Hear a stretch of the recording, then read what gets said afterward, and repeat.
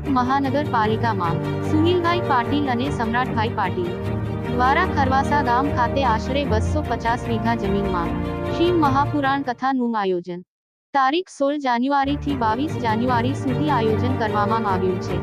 તેના આંતરરાષ્ટ્રીય કથાકાર શ્રી પ્રદીપ મિશ્રાજી છે, જેના ભાગરૂપે આજે તારીખ 12 જાન્યુઆરીના રોજ સવારે મિલેનિયમ પાર્ક ડિંડોલીથી વિશાળ સંખ્યામાં કલશ યાત્રાનું આયોજન કરવામાં આવ્યું હતું, જેમાં સુરત શહેરના તમામ વિસ્તારમાંથી ધાર્મિક સંસ્થા, સ્કૂલો તેમજ અલગ અલગ ટ્રસ્ટ દ્વારા લોકો જોડાયા હતા। એમાં અલગ અલગ વેશભૂષા અને ડીજે સાથે લાખોની સંખ્યામાં લોકો જોડાયા હતા।